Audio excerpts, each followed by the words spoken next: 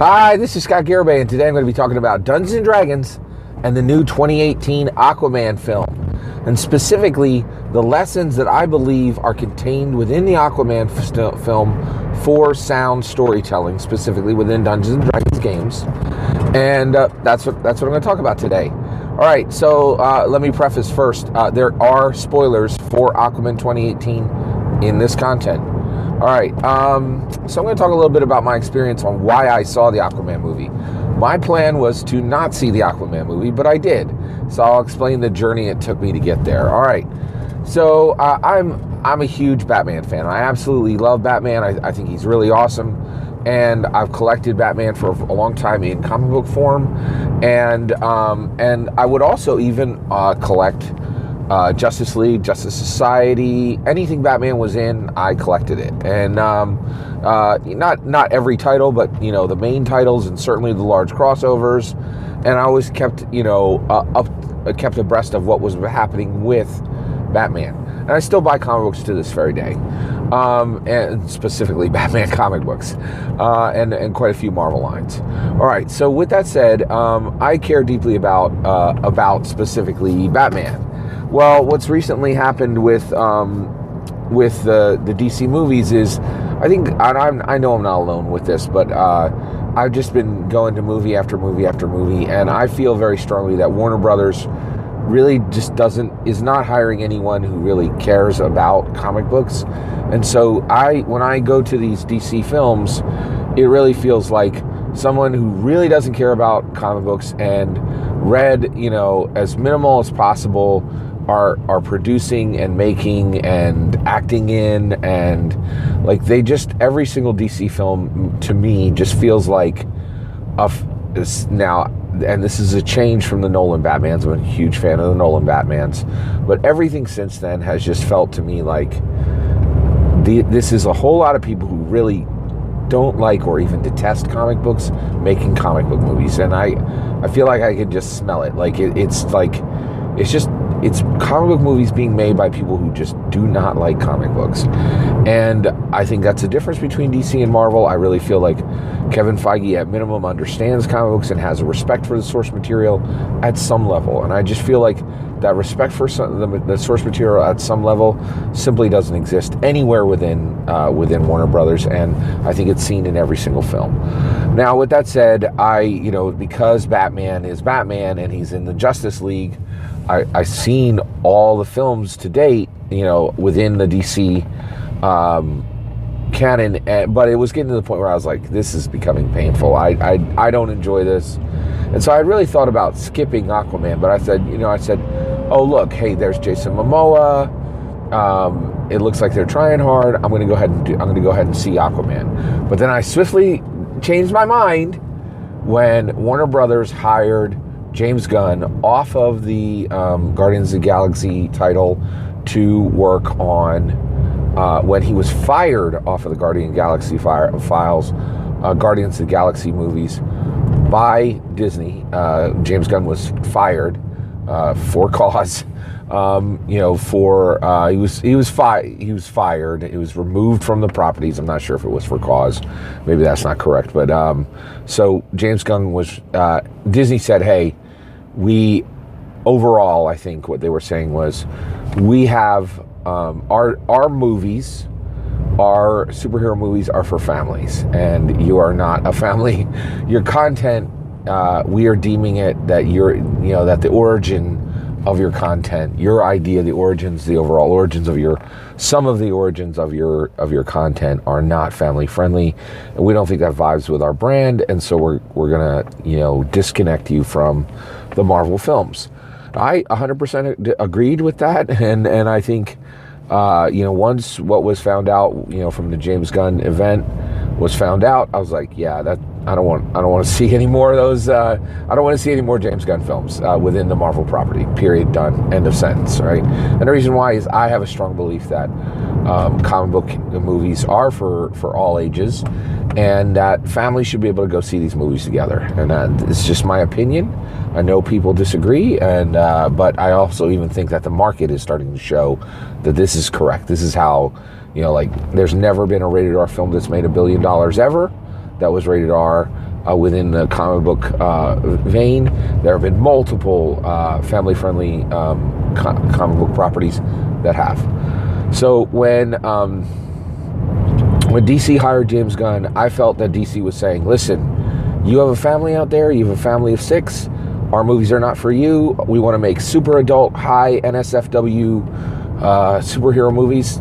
I'm an American, they're an American company, they have every right to do that, and then it becomes my problem to go find new entertainment for me and my family to view together, right? I respect Warner Brothers' decision to say, you know, hey, you have a family of 6, take a hike. You're not, these movies aren't for you. We're hiring James Gunn to make the, you know, DC universe very NSFW and very adult content oriented.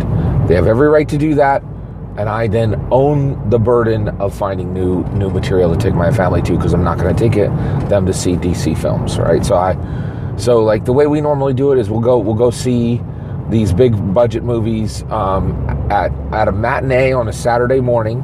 It usually costs me like $8 to 10, about, you know, $6 to $8 a ticket, and then we blow about another $20 or $30 on, you know, popcorn and snacks, and it's $80 to $100 when I take my family out to see a movie. And for every Marvel DC movie to this point, we've done that, right? And for Aquaman, I listened carefully to what DC was saying. They were like, hey, take your family elsewhere. This isn't for you. DC, you know, the DC universe is no longer for family viewing, right? Because James Gunn is where it's the direction we want to head. And I'm like, okay, I understand. I respect your right to do that. I'm not happy that you're doing that, but I respect your right to do that. So how did I go see Aquaman? Well, and this is all Dungeons and Dragons related. So we got together for our tabletop role-playing game campaign with me and my buddies on. I play in a game on Sunday nights with a player that used to play in my games, has now graduated to being a dungeon master. So he's the dungeon master, and I was going to go play in his game on Sunday night. He was called into work literally 2 hours before our session, so our Sunday night normal game was interrupted. Well, one of the other guys on the crew is like, well, we already all have this time, you know, cordoned off. You know, our DM can't go, but maybe we can all get together. Let's all go see Aquaman, right? Now, I live on principles, right? If a company says, hey, we want our superhero movies not to be for families, I'm going to listen to the principle that's being said and follow along, and, you know, make sure my family is going elsewhere and is no longer going together to see DC movies. But I also live on principle that my friends are my friends, and I'm not going to, you know, put my tiny little DC boycott, my family-specific DC boycott, and block off spending time with my friends. So I said, hey, I will go with you. I did not bring my family. I didn't invite. My whole family was home for the holidays, so I could have taken any and all of my kids and attached them to that outing with my gaming group, but minus our DM. But I said, no, I'm not going to do that. I'm going to just go by myself. So I ended up seeing Aquaman. So that's okay. So here's the lessons I took away from Aquaman, right?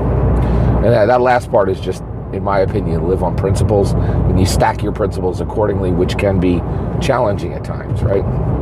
All right.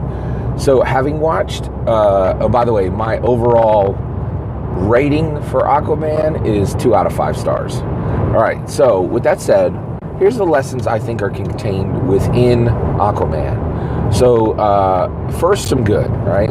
I really like the way they used factions within Aquaman, and basically your world within your Dungeons and Dragons game should have strong, distinct factions that are distinctly different, right?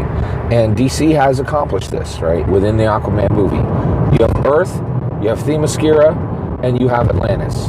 Now, Themyscira is not really shown or talked about in this movie, but they were talked about in another movie. And Aquaman is connected to the overall DC universe, and it is even explained where the Aquaman events happen in the timetable for the DC movie events, right? All right, so basically, I really love that they have these really distinct factions, and they're different from each other. So the human kingdom, you know, the land dwellers are humans, and they are very distinct from Atlantis. And Atlantis is very distinct from Themyscira, which is Amazons who derive power from mythical gods, right? So all of these are very distinct factions. Doubling down on the factioning within Aquaman, and again, I think, and all of this can be should be 100% transplanted directly over into a Dungeons and Dragons game. Strong factions that are distinct from another. And then within each faction, you can have factions within the factions. So Aquaman did this by Atlantis has specific factions within the factions. So the Atlantis faction has the Kingdom of the Trench, the Kingdom of the Fish People, the Kingdom of Atlantis itself, Then it also has the kingdom. So there was the Kingdom of the Fish People, the Kingdom of the Trench, the Kingdom of Atlantis itself, and there was one more kingdom which was led by Dolph Lundgren. Did a really good job as king for a fourth Atlantis faction. And so you can have factions. So not only do you have strong, distinct factions, but those factions at a kingdom level, at a realm level, are going to have factions within factions. Extremely well done. It was easy to follow. You could understand who was what, and where the factions delineated. They were visually unique, and they each had their own sources of power. I loved it. It was really good, really, really strong. Okay. Some of the other things one of the other things is I really liked in the film was training. I really think within Dungeons and Dragons, training is one of the lowest paid attention to aspects, and it's one of the weakest aspects of the game. It's always shoved into downtime. You never really attach. There's never really a strong visual cue of how does my fighter know how to swing a sword this way. Now they're 6th level. They have multiple attacks. How did they learn multiple attacks? This is one area where I would really, really, really like to see Dungeons and Dragons kind of up their game and become better at what's happening. And so I would really love to see more focus on training. The training shown within Aquaman was fantastic. So Aquaman has a mentor, right? This is and his mentor is a high-ranking Atlantis noble who is not a king, but he's the counsel to the king. And he teaches Arthur, Aquaman, how to fight with a trident, right? And how to be a man, right? And so I thought this was fantastic, and I really wish we had some equivalent for this within Dungeons and Dragons, where teachers were respected and valued, and maybe even sought after, and like you would return to your teacher in order to learn powerful new tactics. It's right now, it's not within Dungeons and Dragons mechanically in any way. Dungeons and Dragons really doesn't point to this type of training, but it's done beautifully in Aquaman. I really thought William Dafoe is this mentor, and he was tremendous. He was so good in this film. But I think William Dafoe was the best actor in this movie, without a doubt, and did just a tremendous job. By the way, across the board, I thought the acting in Aquaman was fantastic. The CGI was absolutely fantastic. Loved it. All of it. Really, really well executed. I'm a huge fan of James Wan. I really like his horror films, and I loved his stint on Fast and Furious. I'm a big fan of director James Wan as well. So just saying the things I do like about the film. All right, so all that's going on, and you have that direction happening, right? But there were some lessons for Dungeons and Dragons games from within the Aquaman film, and one of them is, what are Aquaman's powers? Okay, so within the Justice League, right? One of the reasons why I'm such a huge fan of Batman is a unique, distinct superhero, and he remains unique and distinct. There's basically no one like Batman within Marvel or DC. He's just super unique. There's nothing like him, right? But then you have Superman, right? And I think within the DC films right now, and we need to watch for this in our games, we need to learn a lesson from what DC is failing at and make sure these failures don't happen within our game. So DC has specifically Superman, right? Superman is bulletproof. He has super speed, and he has super strength, right? Now that's a lot in one package, right?